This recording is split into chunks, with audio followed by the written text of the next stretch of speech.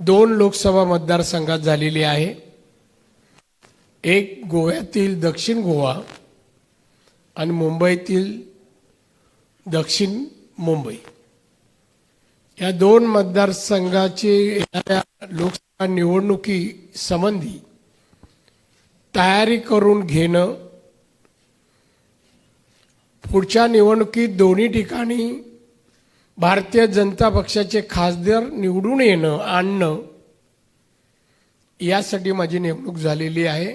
त्यानुसार मी काल गोव्यात आलो। या विषयासंबंधी किंवा या कार्यक्रमासंबंधी पहिलीच भेट माझी आहे। मी 24 पर्यंत वारंवार या कामासाठी या कार्यक्रमासाठी वारंवार येत राहणार।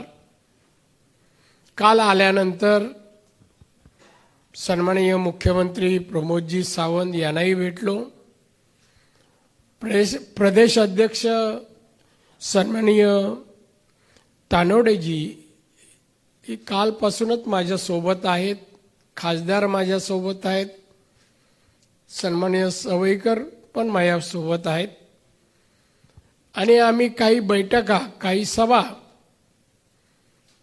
आमदार आणि प्रमुख कार्यकर्ते यांच्याही बैठका आम्ही घेतल्या। आमचे मीडियाचे प्रतिनिधी यांनाही आम्ही भेटलो आणि सगळ्यांशी चर्चा केल्यानंतर 2024च्या लोकसभेची दक्षिण गोव्याची जागा भाजप जिंकण्याजोगी परिस्थिती निर्माण करण्यासाठी आम्ही नियोजन करतो, प्लॅनिंग करतो। हे प्लॅनिंग करून मताधिक्य वाढवणं, आमचे 9+2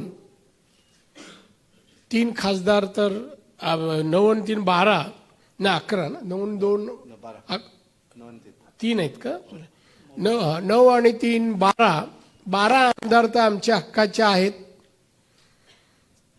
म्हणजे 20 पैकी 12 आमदार तसं पाहिलं तर आम्हाला ही सीट मिळालाच पाहिजे।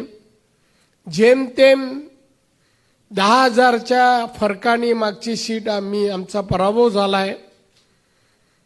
तसं आमच्यासह मोठं टार्गेट नाही आहे, तरी पण लढाईत आणि राजकारणात कुठली गोष्ट इझी घ्यायची नसते।